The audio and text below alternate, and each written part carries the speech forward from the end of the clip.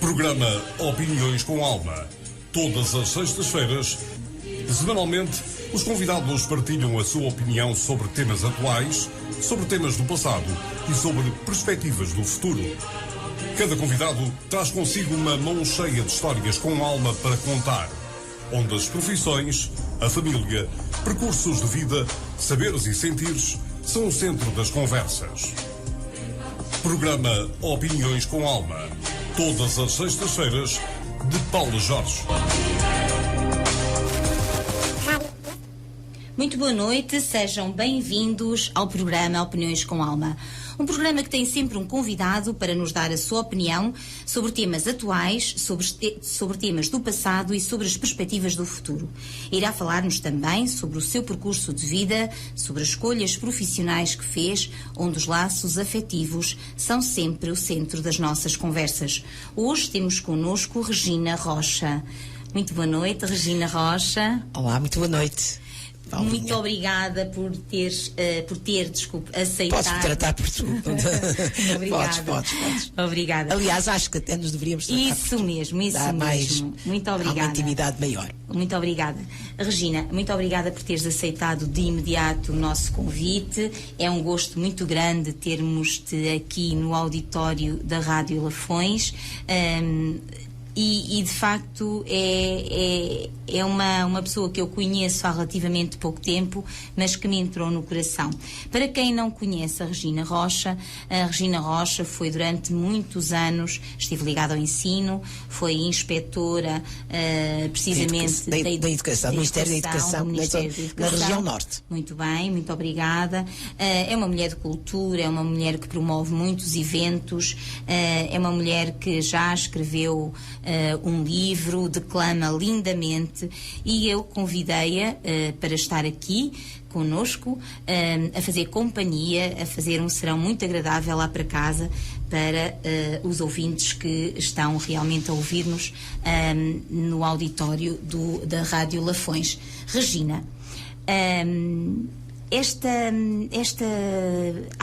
vontade que tens, esta forma de estar, como é que é? É genético? Nasce connosco? É algo que se vai adquirindo com as vivências ao longo dos anos? Porque realmente és uma pessoa muito afável, muito carinhosa. Estás no hotel, no grande hotel Termas, e de facto as pessoas admiram-te imenso. Ainda ontem estiveste lá num programa, fizeste um programa com a Celeste Almeida. Lendas e histórias e lendas, foi uma coisa muito interessante. É muito bonito, que já me contaste. Não tive a possibilidade de estar, de facto, porque também tive outras situações. Claro. E então, portanto, retomando aquilo que eu estava a dizer, esta vontade, isto é algo inato, não é? Como é que se vai ganhando este traquejo, esta forma de estar tão bonita na vida? Olha, antes de mais, boa noite, e quero-te agradecer este convite. É uma honra estar aqui contigo. Mas antes mesmo de tudo, quero-te dar os parabéns pelo novo cargo do qual és responsável. Muito obrigada. Eu ando a par dessas notícias. Sabes que eu sou uma pessoa que gosto de estar atualizada em tudo, e quando são pessoas de quem eu gosto e que me tocam cá dentro, ainda mais. Portanto, muitos parabéns, que sejas muito feliz, porque mereces, e também com o teu talento, de certeza absoluta que vai tudo correr bem. Muito tudo obrigada. Vai melhorar por aqueles lados. Muito obrigada, filha. Agora, em referente à minha pessoa, olha, é evidente que todos nós trazemos uma carga genética dos nossos pais, dos nossos progenitores, não é? E dos nossos antepassados, não é? Isto vai-se acumulando, nós somos feitos por bocadinhos, não é? Mas é uma realidade que, da parte do meu pai, a carga foi muito bem transmitida. O meu pai era um homem muito afável, inteligente, muito comunicativo, e não é por ser meu pai, já não está connosco, mas onde ele estava, toda a gente estava bem, todas as pessoas gostavam. A minha mãe também era uma pessoa afável, como ele, mas mais reservada. Também a geração era diferente. Antigamente as meninas saíam dos pais e iam para o marido. Minha mãe era uma dona de casa, à moda antiga, mas também era comunicativa quando tinham certa vontade com as pessoas. O meu pai não. O meu pai, onde chegava, havia logo qualquer coisa que fazia com que ele passasse a liderar. Não quer dizer que eu seja assim, mas penso que esta minha forma de ser, de comunicar, de gostar de estar com as pessoas, de ser sociável, devo muito a ele. Regina, nasceste em Lisboa, és alfacinha. Sou. Mas pouco tempo viveste em Lisboa. A minha vida, eu sou um bocadinho do mundo, como costumo dizer. É verdade. Sou uma lisboeta, filha de pais. O meu pai era de Lisboa, mas com raízes aqui na Beira Alta. O meu pai era da zona da Guarda, Belmonte, mais propriamente. Os pais dele, os meus avós de Massainhas, uma aldeiazinha muito interessante. A minha mãe era do Porto, 100% do Porto. Foram para Lisboa, ela foi para Lisboa cedo, meu pai nasceu lá, e eu também, pronto, nasci em Lisboa. Muito cedo fui para outras terras. O meu pai foi para Moçambique, foi fundar o Liceu da Beira, chamado Liceu Pedro da Naia, e pronto, e nós fomos para Moçambique em 1957. Depois, passados uns anos, foi também convidado para fundar outro liceu em Climane, na região da Zambésia, como eu costumo dizer, a terra da boa gente, onde Vasco da Gama ancorou a sua âncora, na cidade de Climane, com os seus navegadores muito frágeis, com o escorbuto. E foi aí, nessa cidade, que Vasco da Gama teve os bons sinais para ir para a Índia, não é? Teve uma grande ajuda, como todos sabem, está escrito nos Lusíadas, num dos cantos de Camões. E por isso o rio que vem à cidade de Climane é exatamente o Rio dos Bons Sinais, com um pôr do sol único. Bem, e foi aí que eu me tornei adolescente, aos 17 anos.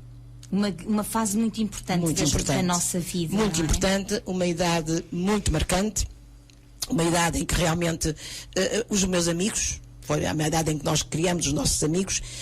Repara, eu estou em Lisboa, entretanto fui viver para a linha de Cascais, depois vou para Moçambique, para a Beira. Estiveste quanto tempo na Beira ou em Moçambique? Na Beira estive de 56 a 61. Porque em 61 é quando o Liceu de Climane abre. E o meu pai é um fundador do Liceu. O meu pai era conhecido lá pelo Dr. Val Costa. Quem sabe se alguém estará a ouvir-nos se recorda desta figura. Exatamente. Uma figura muito, muito querida por todos. E, portanto, fui para Climane em 1961 e em 66 regressei para Portugal. E nunca mais voltei a Moçambique. Fui para a linha de Cascais, onde os meus avós residiam e onde já também tinha residido.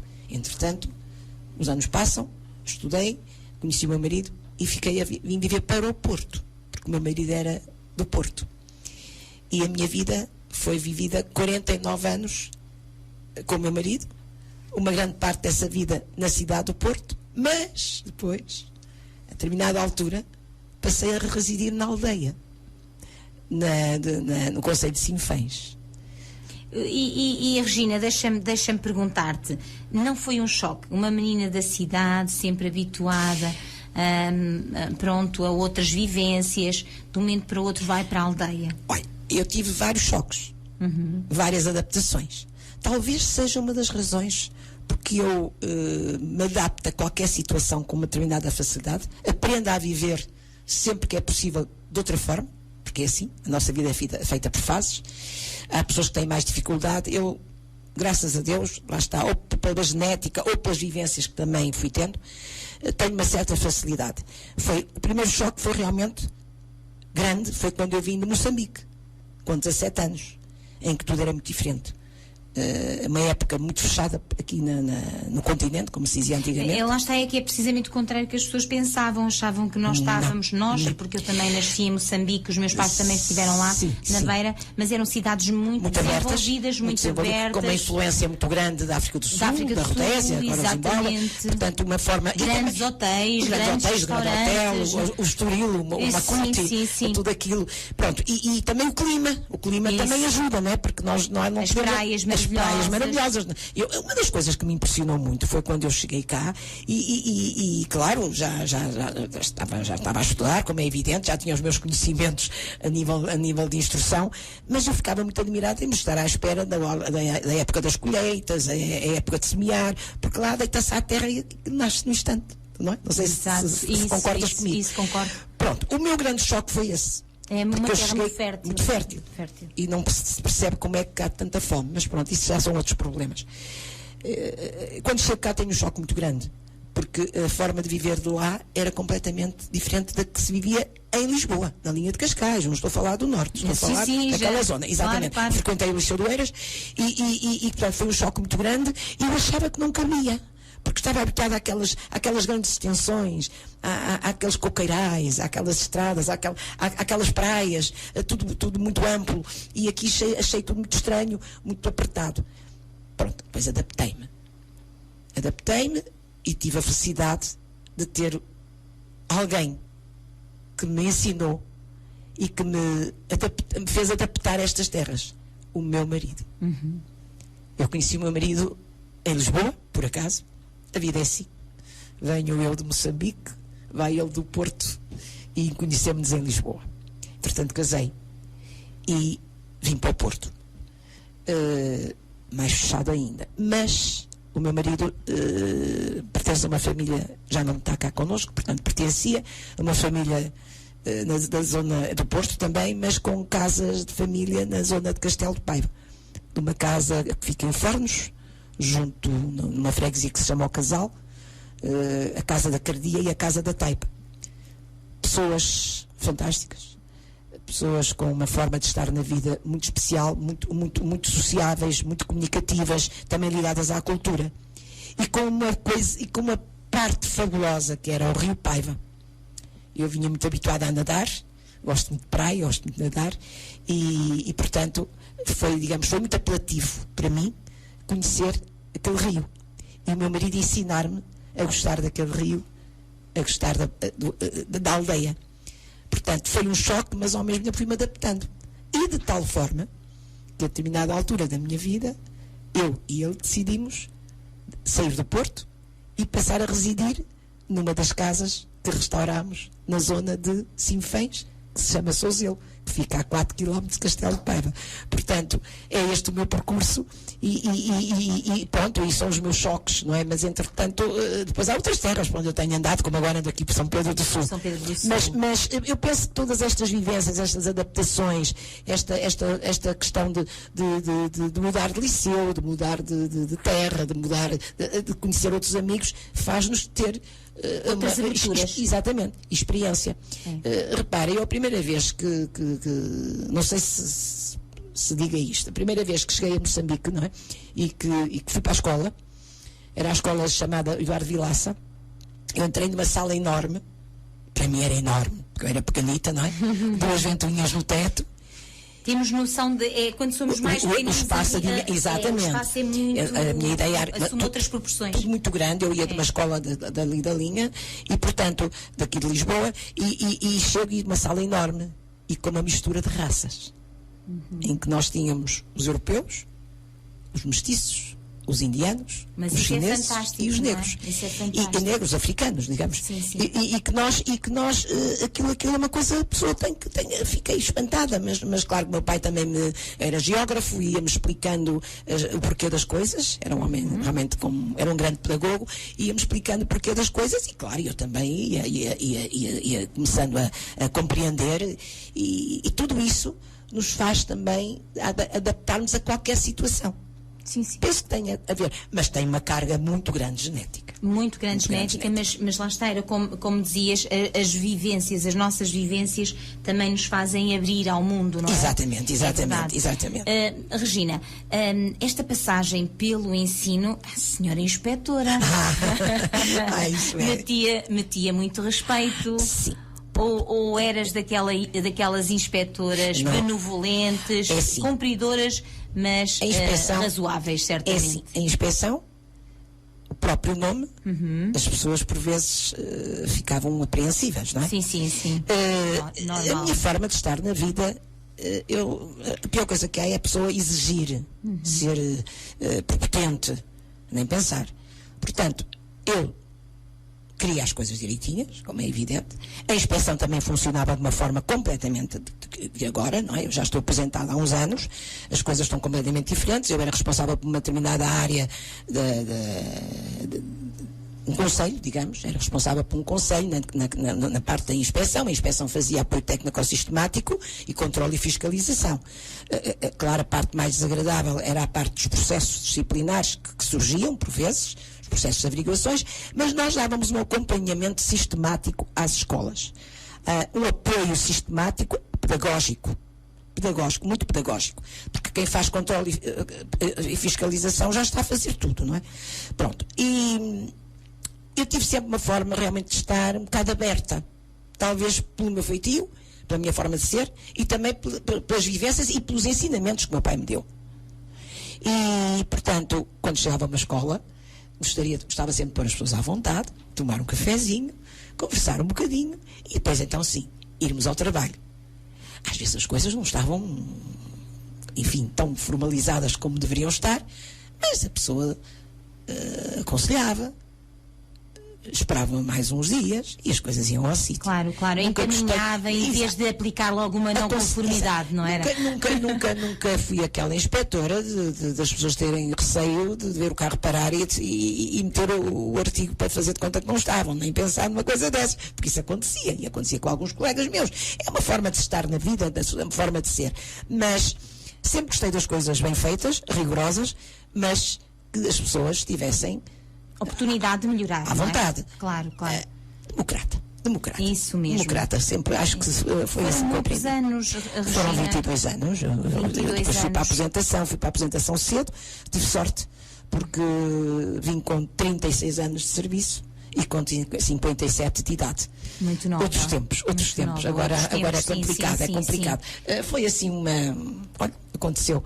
Mas foi muito bom, porque pude-me dedicar àquilo. Não quer dizer que eu não gostasse da minha profissão. Gostava. Mas agora, era exigente. E depois a pessoa, a partir de uma certa altura, também está cansada e gosta de fazer aquilo que lhe apetece fazer. E uma das coisas que eu gosto de fazer é dedicar-me à cultura, socializar-me com as pessoas, criar eventos. O meu marido também era assim. E, portanto, é este o meu percurso. O meu marido faleceu há pouco tempo. Vai fazer 4 anos. 4 anos, muito recente. Foi um choque muito grande, foi num sopro. Não contava. O meu marido era um homem com uma vida extraordinária, cantava, escrevia, pintava. Era um homem que gostava muito de ter os amigos junto dele, fazíamos muitas festas. E é essa uma das razões porque eu estou no grande hotel das Termas. A dar continuidade. Fazia bem. É assim. É um bocado difícil. As pessoas por vezes compreenderem como é que nós éramos um casal extremamente unido, com uma cumplicidade muito grande, com os mesmos gostos, a mesma forma de estar na vida. A parte social e cultural no mesmo patamar, e de repente vai embora tudo, e a pessoa pensa assim: e agora, como é que vai ser? Tenho as minhas filhas, são uma delícia, é como eu digo sempre, são a razão do meu viver, com os meus genros e um neto maravilhoso. E o que é que eu devia de fazer? Fechar-me? Isolar-me? Não, não era isso que o meu marido queria. E eu também não quero. Portanto, como é que eu faço? Vou dar continuidade a um projeto que era nosso, muito envolvente, e que tem um objetivo muito grande: fazer as pessoas um pouco mais felizes. Porque quando eu me socializo com as pessoas, quando promovo eventos, quando promovo serões no grande hotel das Termas, que também tenho uma ligação familiar e de amizade. E aquelas pessoas, aqueles hóspedes que estão lá, que me conhecem já há muitos anos, quando eu vinha com o meu marido, quando chegam e não me veem, perguntam o que é que aconteceu, porque querem que eu esteja lá, porque os serões realmente são muito agradáveis. Faço os serões com amigos meus, porque eu não canto, não toco, mas arranjo quem... Mas dinamizas extraordinariamente, apresentas eventos. Exato, os eventos. Estiveste há bem pouco tempo a apresentar o evento na FNAC da Celeste Almeida, portanto sim, a apresentação do livro dela. Estiveste também no meu lançamento. Também foi muito lindo. Foi maravilhoso. Amanhã vais estar também em Tondela, no auditório municipal de Tondela. Vai ser um gosto, fico muito orgulhosa. Carlos Val também já esteve aí nessa cadeirinha. Também esteve e vai lançar os seus 4 livros. Sinto-me muito honrada por me convidarem. Portanto, és uma mulher de cultura, és uma mulher que dinamiza eventos, é uma mulher que dinamiza, promove todas estas atividades culturais, e de facto levar um bocadinho de cultura e fazer, como dizias e bem, um bocadinho das pessoas felizes. Sim, é muito importante. É dar continuidade ao trabalho do teu marido, não é, Regina? Porque isto nasce, há aqui um pormenor. O meu marido, como eu disse, o meu marido era editor, um homem agarrado aos livros, mas que gostava muito de cantar, tocar e juntar os amigos em casa. E nós em casa temos um espaço agradável e juntávamos os amigos. A noite da poesia, a noite da primavera, o dia do Halloween, a passagem do ano, os carnavais e outras tantas que fizemos que agora nem consigo enumerá-las. E sempre organizar, olha, por exemplo, o São João. E o meu marido, quando era o São João, na minha casa, o meu marido fazia uma quadra para todos os amigos que iam. Portanto, ele tinha uma facilidade extraordinária, coisa que eu não tenho. Gosto de escrever, mas poesia e não sei. Não tenho esse dom. E portanto, reuníamos e fazíamos eventos muito interessantes. E depois fomos alargando. E um dia começámos a fazer, estive na apresentação de vários livros que nós íamos, porque o meu marido tinha uma facilidade muito grande em pegar numa poesia e musicá-la. E portanto, nós temos vários amigos poetas e que por vezes o meu marido musicava-lhe os poemas, e depois nos lançamentos dos livros, nas apresentações dos livros, estávamos lá, porque realmente era um momento bonito. Ele cantava, eu dizia, e fazíamos assim, abrilhantávamos o evento, compreende? Abrilhantávamos. É verdade. Entretanto, aqui no Grande Hotel de Termas, é exatamente isso que eu faço. Eu comecei com ele. Os nossos serões são musicoculturais, porque as palavras levam à música. As palavras levam à música, eu faço uma narrativa, escrevemos uns guiões interessantes e depois há quem canta agora. Não é ele, mas tem os meus amigos. Agora, o Álvaro Maio, que é um trovador. Olha, vai estar cá outra semana, vai estar cá. Vamos fazer uma noite de fados. Em que dia? De 9 a 15. E vamos fazer uma noite de fados, uma noite de lançamento de livro. Também vai estar a Celeste, tu também espero que estejas lá, e vamos fazer um outro serão, como já fiz, a Volta ao Mundo em 80 Minutos, que fazia com o meu marido. E que eu também já assisti, maravilhoso. E agora faço com ele, porque só com o Álvaro que eu poderia fazer uma coisa daquelas. É um serão maravilhoso. E outras coisas. Ontem, por exemplo, houve um serão muito interessante no Grande Hotel, com a Celeste Almeida. Ela foi um serão de histórias de bruxas, de arrepiar, lendas interessantíssimas, a lenda de São Macário, uma das lendas de São Macário, histórias que ela viveu quando era professora naquelas aldeias de Montemuro, com as ideias mais recônditas, não é? Exato. Tudo relativo ao último livro dela também, da Transhumância. Eu disse 2 poemas, tive lá um rapaz que trabalha no hotel, que é o Hugo, que cantou maravilhosamente bem. E as pessoas estavam encantadas. E porquê? Porque as pessoas que estavam, neste momento, que estão no hotel, muitos delas são da cidade, são de Lisboa. E não fazem a mínima ideia do que é o Portugal profundo, do que é a Serra de Montemuro, do que é a Serra... Conhecem a Estrela, mas se calhar é mau, mas a Serra de Montemuro há pessoas que nunca até ouviram quase falar, porque é assim, nós não sabemos tudo. e ontem ficaram maravilhados, adoraram, foi um serão extraordinário, graças à Celeste. Claro, não é? claro. Que contou as suas lindas histórias. E pronto, e amanhã tenho outro serão com um amigo meu que é o Zé, é professor de música, que é o Zé Alberto. Vamos fazer canções de sempre, vamos passar por vários países. Eu falo desses países porque dão sempre um cheirinho de cultura. Falo da situação geográfica, de um bocadinho da história daqueles países e depois das personalidades figuras célebres. E depois vamos falar de cantores que imortalizaram algumas canções. De Portugal. Por exemplo, de Portugal temos os clássicos, não é? Exatamente. Vamos falar do António Calvário, depois vamos para a Espanha, depois vamos à França.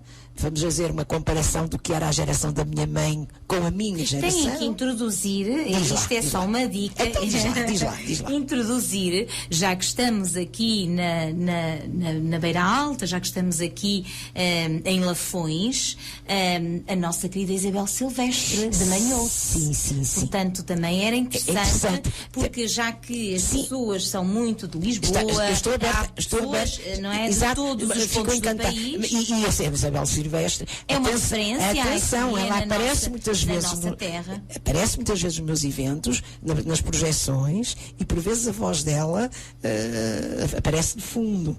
Mas seria um gosto para mim que a Isabel Silvestre um dia participasse num serão comigo, muito interessante. São sempre ideias, estamos sempre a pensar em coisas novas e pessoas que sejam válidas e que lá está, que contribuam para a felicidade de todos.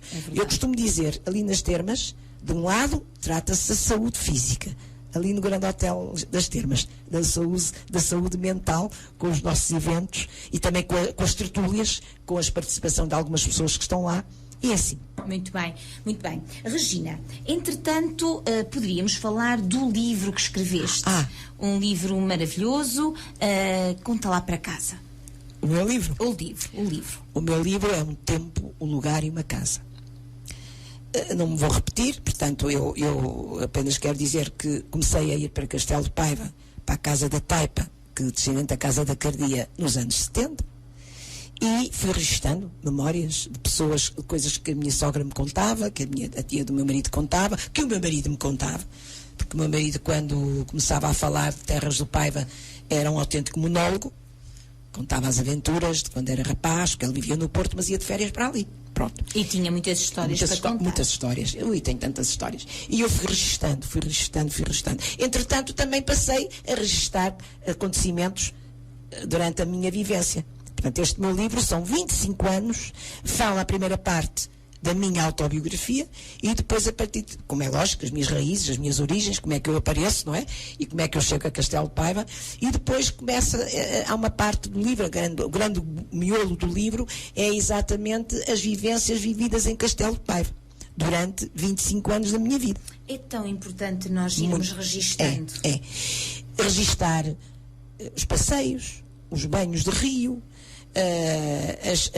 as alegrias e os arrufos que se viveram naquela casa, porque é quando se juntam as famílias todas, o vestuário, a forma como as pessoas falavam umas com as outras. Exatamente. E depois fui registando todas essas vivências, ainda com mais uma, que era com as figuras típicas da terra, os lugares, como Castelo de Paiva era quando eu comecei para lá nos anos 70, onde era o lugar da feira, onde é que estavam os bombeiros, quais eram os cafés existentes, onde se tomava banho do rio, que era no castelo, que deixou de se tomar, ou por outra toma-se, mas de forma diferente, com a barragem de Costuma.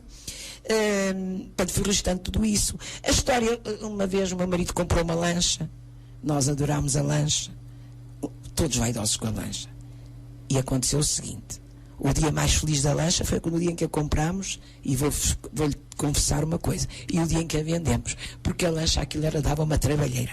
A lancha aquilo era um problema, era muito bom, mas dava uma trabalheira, passeavam amigos, passeava toda a gente, e eu quase nem tinha tempo para passear na lancha, porque então foi o melhor dia que eu digo, aliás no meu livro eu conto isso, o melhor dia foi o dia da compra e o dia da venda, independentemente de termos passado momentos muito, muito agradáveis, é uma forma de dizer. Claro. Portanto, e fui registando.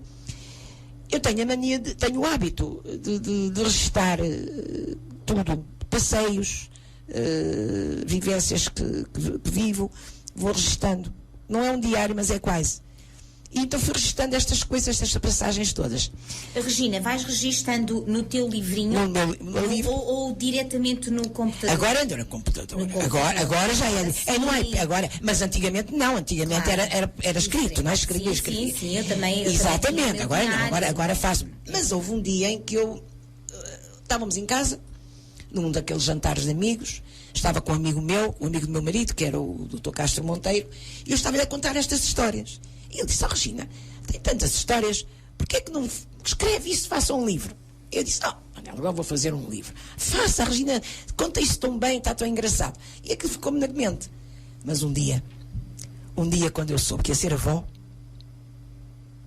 eu disse: é agora. Aí deu o clique. E porquê? Não é? Eu no meu livro conto. Nós conhecemos os nossos antepassados por aquilo que nos contam. É verdade. A minha avó foi assim, o meu avô foi assado, ele fazia isto, ele fazia aquilo. Mas nem sempre isso é a própria realidade. Porque nós temos sempre um ponto de ficção. Quando nos contam alguma coisa, eu penso que é assim com toda a gente. A nossa imaginação, e também a nossa imaginação também cria o ditado é velho, quem conta um conto acrescenta um ponto. Eu disse: não, o meu neto, um dia, quando crescer, vai saber quem era a avó Regina.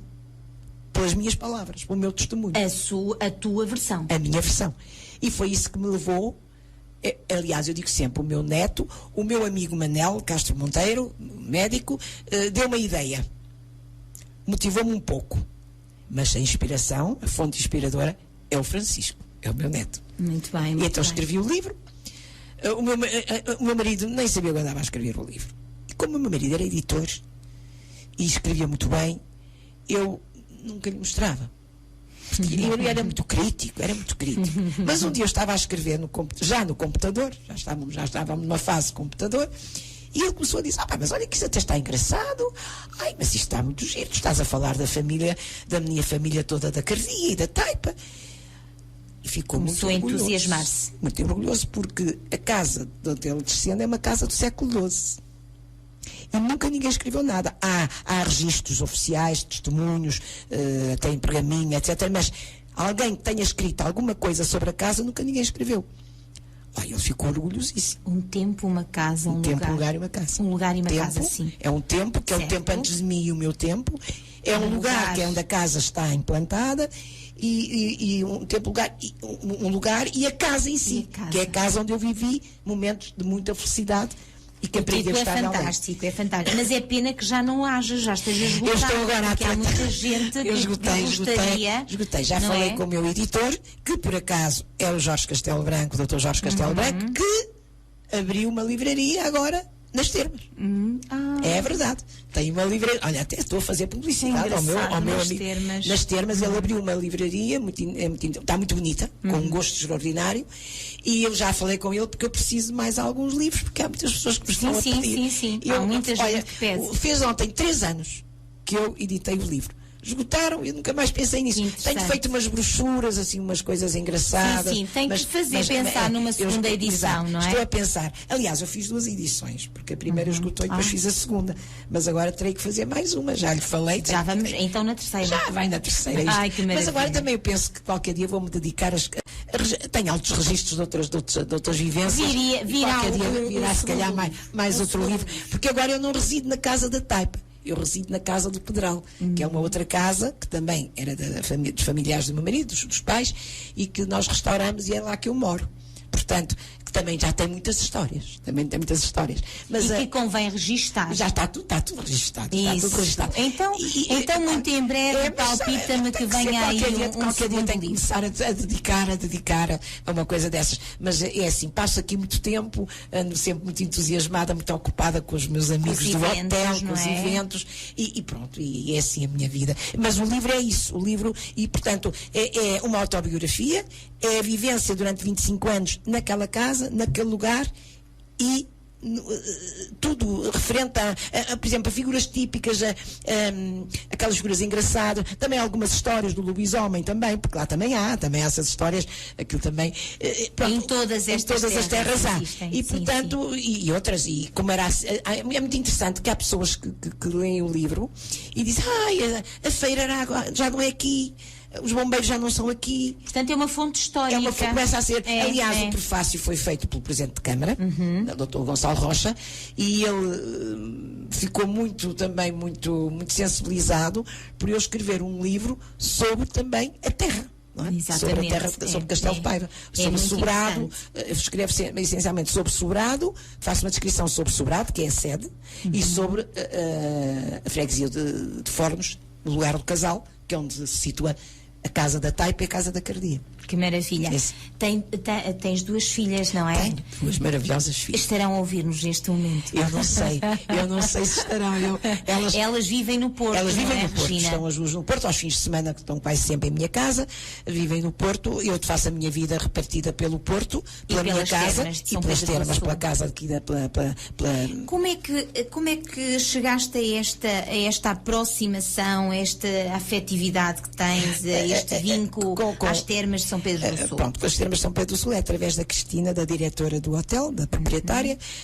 Somos assim uma família amiga, uma família e amigos.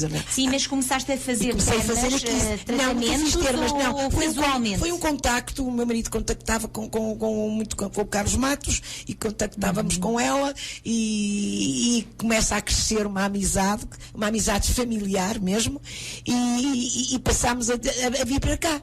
Pronto, quero dizer uma coisa que é muito importante, que para mim tem um significado muito especial. O meu marido faleceu no dia 1 de fevereiro de 2019. Estava com o ano a começar, estávamos quase a entrar na pandemia. Foi um sopro, como eu já disse. Também o período foi complicado. Deve ter sido terrível. Sim, é mais uma adaptação à vida. É verdade. Então esta é muito difícil, é uma forma de viver muito diferente. Tinha um marido excepcional, nós éramos um casal realmente muito ligado. E eu quero fazer aqui uma referência. Há coisas que nós nunca podemos esquecer.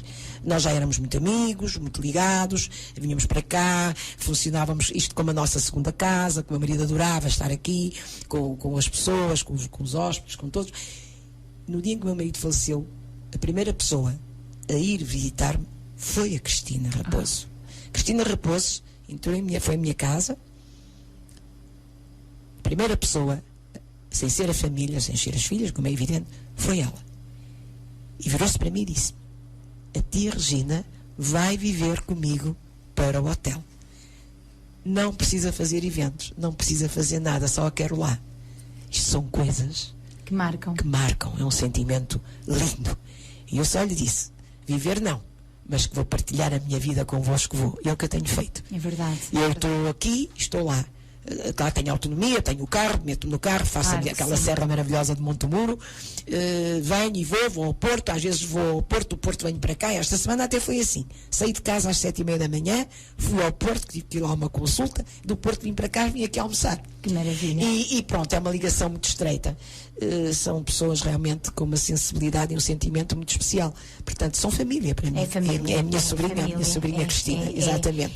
São aqueles que nós escolhemos, e, portanto, claro, e também, mas atenção também uma coisa, também tem contribuído muito, ela primeiro é o elo forte, mas depois são todo o pessoal que lá está dentro, que são fantásticos comigo, acarinham-me de uma forma muito, muito especial, e os hóspedes.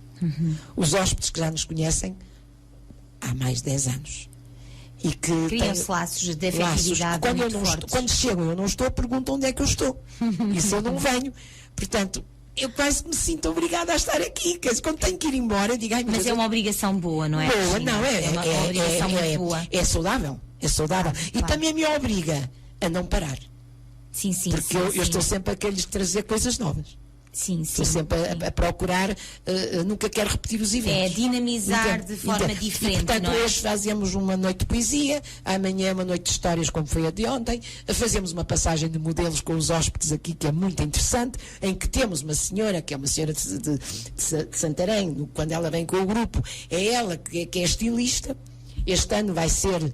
Porque depois as pessoas gostam de participar, gostam de ser integradas nos próprios eventos. Há um dia da semana, quando se proporciona, que nem sempre, que fazemos a Noite dos Talentos. Que são os hóspedes que vão mostrar o seu talento. O seu talento. E esta senhora, bonito. Este ano, o tema é anos 60.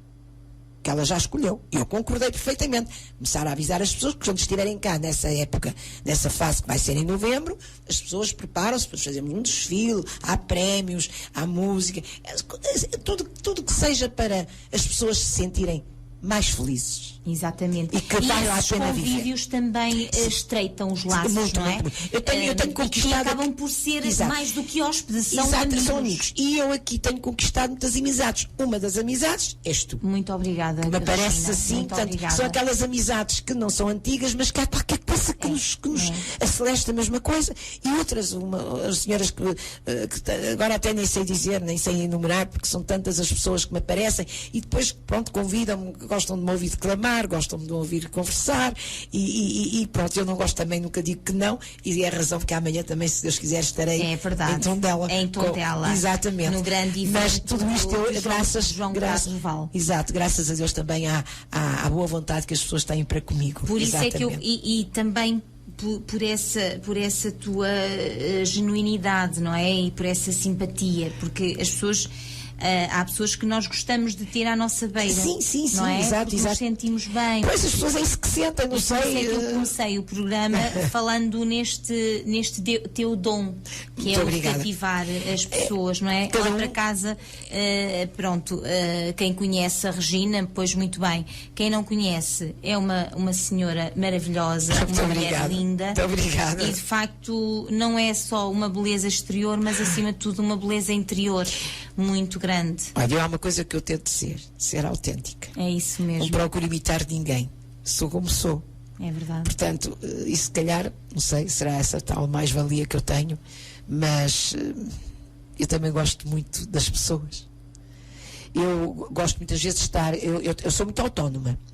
Não sou pessoa de rotinas, portanto, aquele género, tenho que me encontrar com aquela pessoa obrigada a estar com aquele grupo. Não, eu gosto de conviver com muitas pessoas. Gosto de ter muitos amigos. Há uns especiais, como é evidente. Sim. Olha, ainda hoje está lá uma amiga minha, que a deixei lá jantar, que somos amigas há 50 anos, que é a Miete, a minha amiga, que é amiga, porque o marido era amigo do meu marido desde os 18 anos, ou 19, e nós depois conhecemos-nos, e é daquelas amizades verdadeiras. Não precisamos estar juntas para sabermos que somos amigas.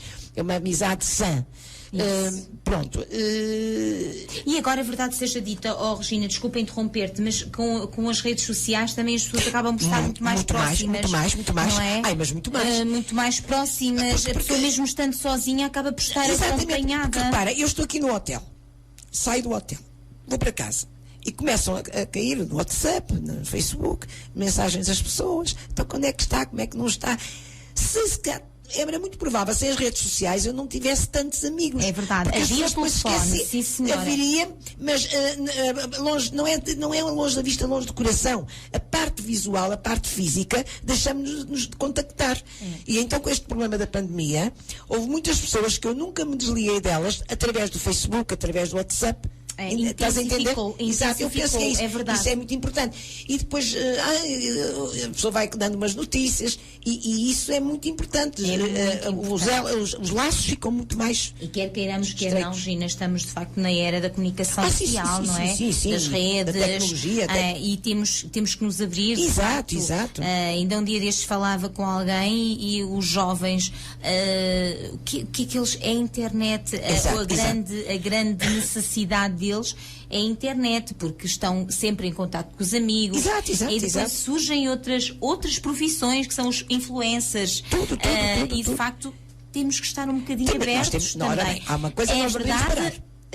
Que temos que preservar as nossas tradições e as nossas raízes e as nossas histórias e as nossas lendas, é verdade, mas também temos que olhar para o futuro. Nós temos que saber evoluir. É verdade. Não podemos ficar parados no tempo. Claro. Nem pensar. E isso é uma das coisas que eu tento fazer. Eu quero andar sempre atualizada, em todo o sentido, porque tem que ser. Há uma das coisas que é muito importante para nós, é saber estar a par das notícias e escrever. Nunca eu aconselho a todas as pessoas, principalmente quando deixam de ter a sua atividade profissional ativa, escrevam, registrem coisas para combater a solidão, para combater certas doenças que por vezes vêm, o esquecimento, as demências, as depressões. Claro que nem toda a gente também gosta de escrever, mas o apontamento, olha, eu hoje ouvi cheguei ao quarto, estava a dar um documentário de uma senhora que se dedica à yoga, à parte mental. Terapias mentais. Exatamente, às terapias mentais, à terapia mental. E uma das coisas que ela aconselhava era exatamente que todos os dias as pessoas fizessem um apontamento de qualquer coisa daquilo que fizeram durante o dia. Um registro. Por tudo, por causa até da própria motricidade. Certo. Porque a pessoa precisa, a parte motora, se nós deixarmos de escrever, de exercitar. E a mente é a mesma coisa. Portanto, eu aconselho que as pessoas escrevam, comuniquem, não se fechem, não fechar-se a si próprias, não, porque depois vêm as depressões, porque geralmente as pessoas quando se aposentam, não é? Quando se reformam, tiveram uma vida muito preenchida, muito trabalho, os filhos, a casa, e há uma quebra, porque os filhos já estão nas suas vidas, cada um com a sua vida, outros não estão cá, infelizmente acontece isso. Aqui é uma zona de muita imigração. Exatamente, e nas grandes cidades, as pessoas ficam muito isoladas no seu apartamento, no seu cantinho, naquelas rotinas. Não tenham rotinas, façam todos os dias uma coisa nova. Qualquer coisa de novo. É um conselho que eu dou. É verdade, isso é muito importante. Se bem que eu aí só discordo um bocadinho, Regina, então, permite-me, diz lá. Porque eu acho que as rotinas também são importantes. Sim. Para nós nos situarmos, é importante nós termos as nossas rotinas e de vez em quando quebrá-las. Sim. Não é? Eu quando digo não manter as rotinas, refiro-me àquelas rotinas que para mim serão negativas, não é? Sim, aquela coisa, a pessoa levantar-se de manhã e faz aqueles... tem que ir àqueles sítios certos. Sempre, o que dizias há bocadinho, estar com estes porque é hábito, é o estar... Não pode, porque... Estar com quem nos faz bem, uma das coisas que foi muito, muito grave, uma pandemia... E eu tenho amigas que aconteceu isso, que estavam habituadas a essas rotinas, por exemplo, eu não sou nada contra isso, as associações, aos séniores, iam para a natação todas juntas, e de repente isso falhou, e elas ficaram completamente bloqueadas. Sentiam-se bloqueadas, não tinham com quem falar, não tinham autonomia. Portanto, a pessoa tem que saber gerir a sua autonomia, não é? É evidente, eu tenho as minhas rotinas, eu todos os dias de manhã saio, vou tomar o meu café, vou às minhas compras, nem que seja para comprar um pãozito, eu tenho que sair. Essas rotinas são saudáveis. Agora, aquela rotina de passar um dia inteiro virada a olhar para a televisão, a ver aquelas novelas todas, a ver aquelas desgraças, eu refiro-me mais, isso é muito grave. Ou então, aquelas rotinas em que estou totalmente dependente daqueles dias em que eu tenho que ir à natação porque é obrigado, de me encontrar com aquelas amigas por causa que é obrigado. Certo. Um dia isso pode falhar, que foi o que aconteceu. E ficamos houve pessoas que eu, quando as revi, eu fiquei admirada. Elas tinham envelhecido imenso, não é? É nessas rotinas que eu me refiro. Agora, nós temos que ter rotinas, como é evidente, até para manter a nossa... De facto, Regina, quem nos está a ouvir lá em casa está a perceber que nós estamos aqui a receber conselhos teus, acima de tudo mensagens. Sim, estamos a conversar, não é? Estamos a conversar. Eu estou a dizer aquilo que sinto, aquilo que sou. É muito importante. Regina, tu dizes poesia como ninguém. Digo. Estamos na reta final. Acho. Dizes poesia como ninguém. Eu convidava-te a dizeres uma poesia.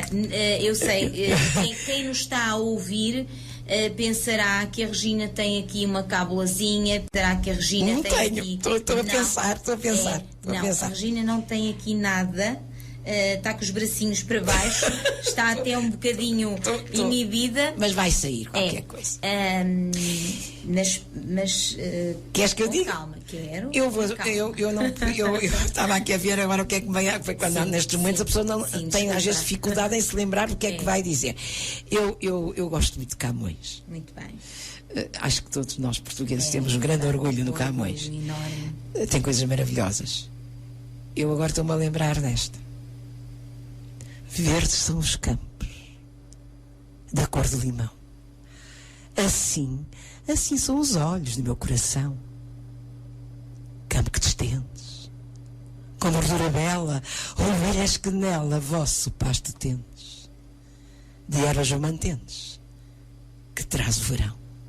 E eu, as lembranças no meu coração. Isso que comeis não são ervas, não. São graças dos olhos do meu coração. Que maravilha. Saiu assim, eu não sei. Lindo, foi que eu estava a ver se não me esquecia. Lindo. Maravilhoso.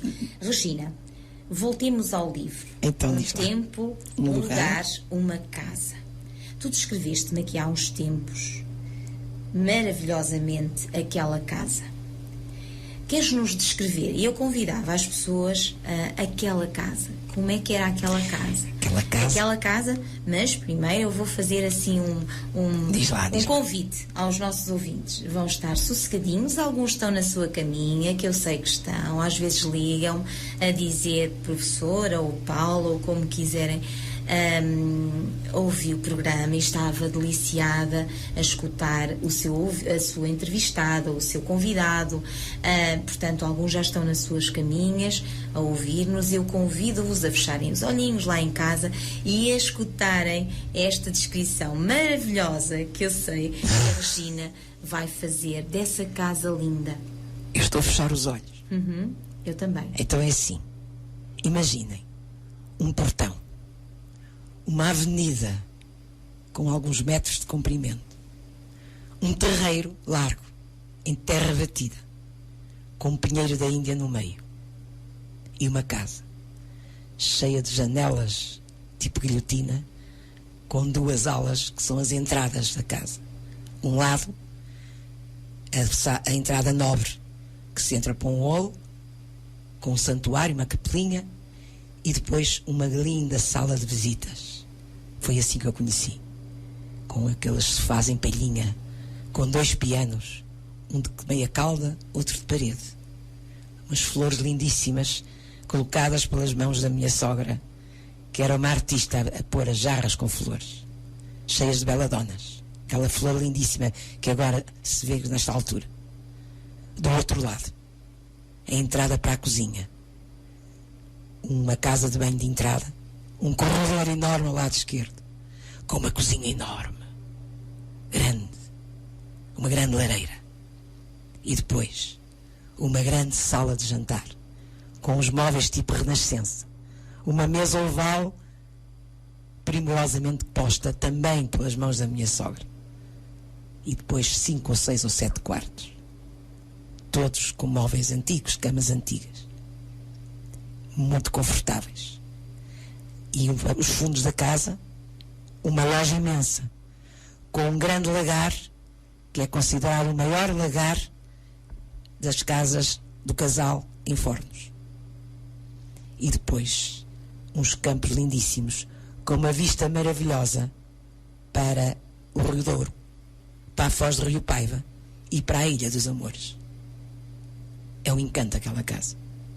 Essa, agora, está lá só.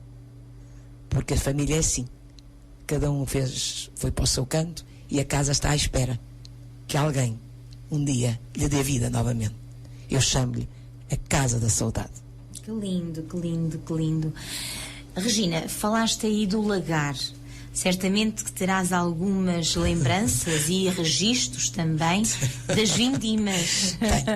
Eu achei muita graça, desculpa interromper-te, achei muita graça uma altura quando tu disseste que vestias as tuas filhotas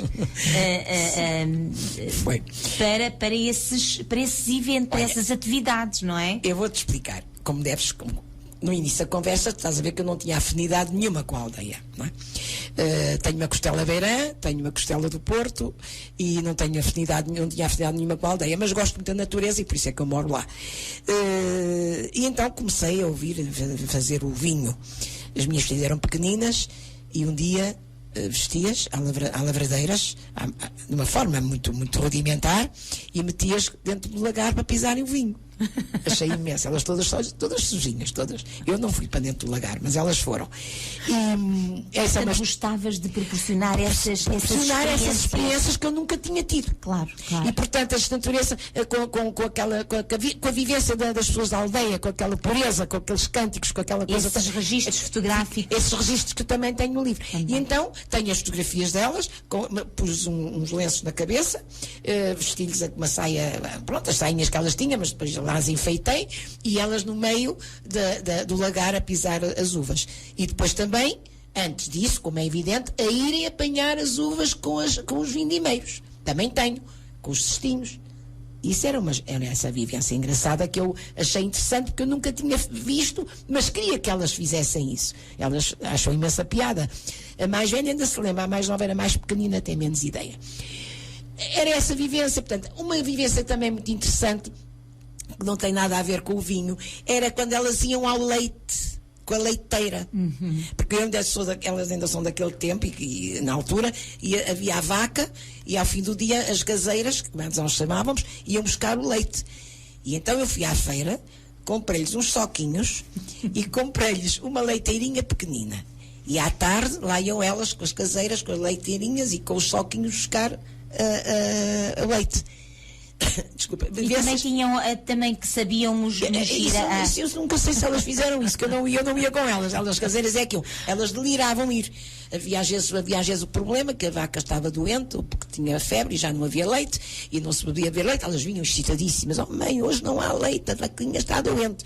E eu achava muito interessante. Isto para te, digamos, concretizar as coisas boas que eu aprendi na aldeia, independentemente da família do meu marido ser uma família em que as tertúlias, a parte cultural era muito alimentada nas casas deles, não é? Mas isto era a parte rural. Tantos anos já faziam estes sempre fizeram. Não é? Olha, até vou dizer uma coisa. Eram famílias que se entregavam muito à cultura, não é? Olha, até te vou dizer uma coisa que eu não sei se é verdade. Foi o meu marido que me contou, a minha sogra também me contou. Lá está, não está escrito, é passar a palavra, e nem tudo é verdade.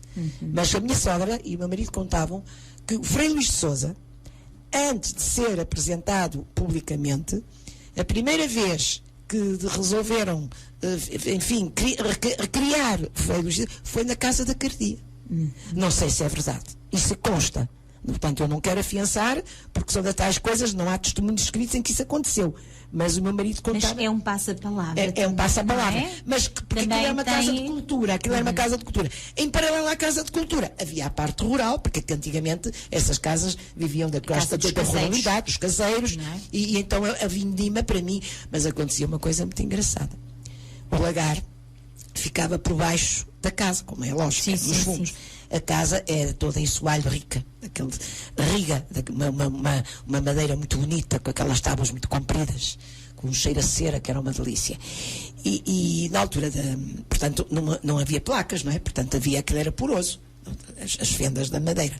Eu não bebo vinho, não bebo álcool. Só que acontecia uma coisa.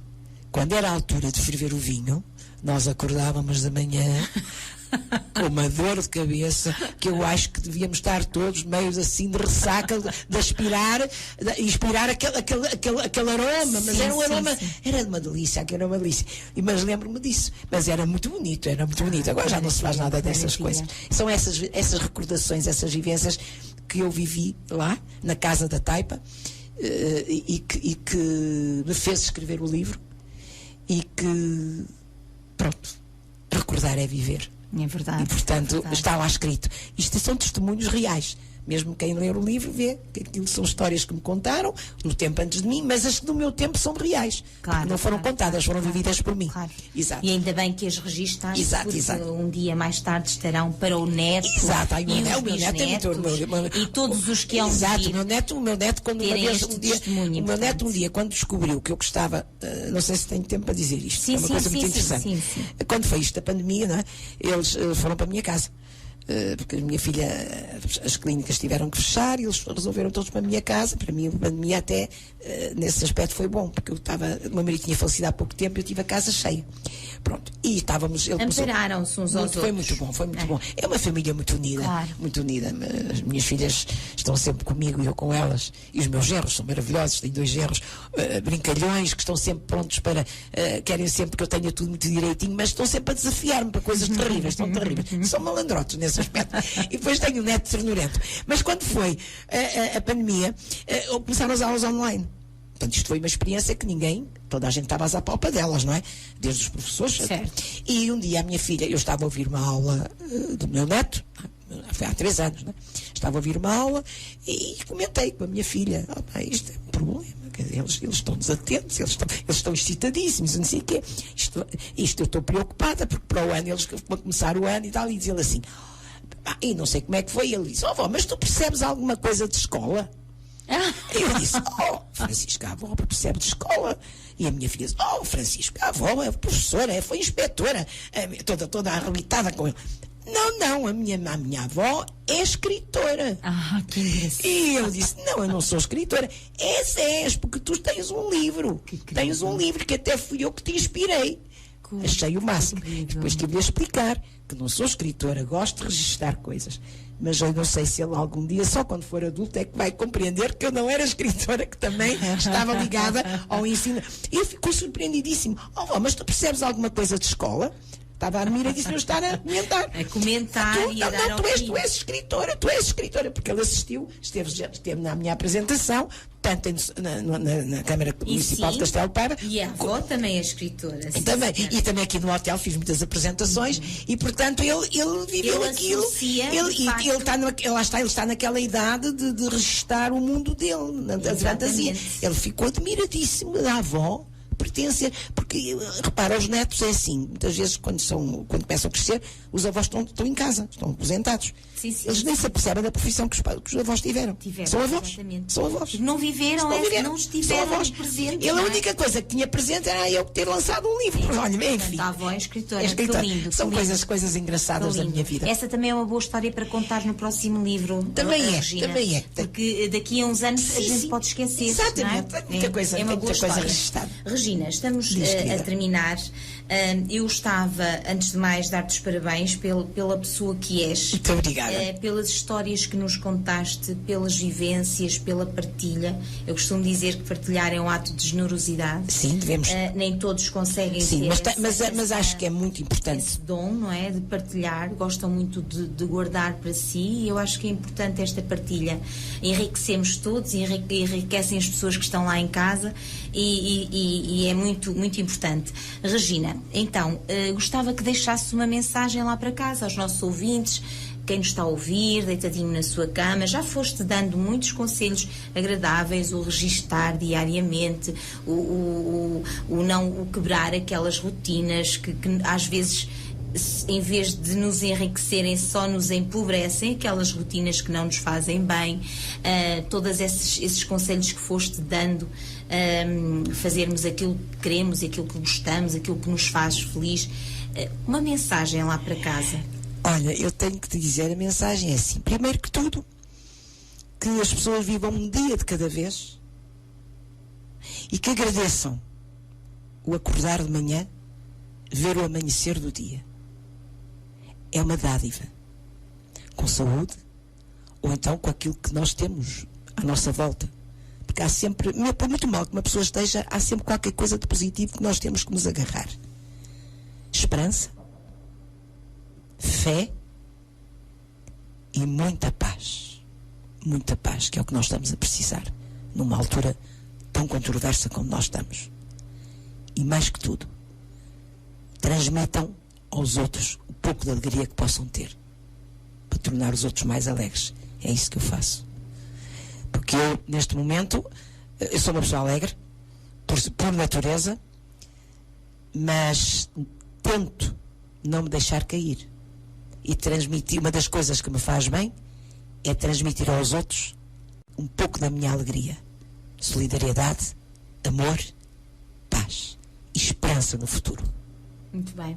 Regina, melhor não poderíamos acabar com essas palavras tão bonitas, tão sábias. Muito obrigada por ter estado aqui. Tenho que agradecer, eu é que agradeço o teu convite, a tua amizade. Parece que nos conhecemos há tanto tempo. É uma coisa estranha. É de coração, é verdade. Há pessoas assim. É pessoas assim que nós temos. Ao longo da nossa vida, nós vamos conhecendo muitas pessoas, vamos filtrando as nossas amizades. E há uma determinada altura em que fica só a nata. Exatamente. E tu fazes parte dessa nata. Muito obrigada. É aquelas pessoas que nos fazem bem. Qualquer coisa de especial. Aquelas pessoas que nos fazem bem. Muito obrigada, Regina. Nada, então eu é que agradeço. Muito obrigada. Muito obrigada por proporcionares um serão tão agradável. Não sei se foi agradável. Com tanta paz, com tanta tranquilidade. Falamos de relações, de pessoas que se querem bem umas às outras. E isto é o mais importante. E partilhaste um bocadinho da tua história de vida. Sim. Foi só uma pincelada. Uma pincelada, que há muita coisa para contar. É verdade. Exato. Mas de facto, muito obrigada por esta partilha. Não tenho que agradecer. Eu é que agradeço. E lá em casa, quem ouvir, sejam felizes. Muito obrigada. E muita esperança no futuro. Muito obrigada eu. Muito obrigada, Regina Rocha. Opiniões com Alma chega ao fim. Quero agradecer aos ouvintes a vossa companhia. Até para a semana, se Deus quiser.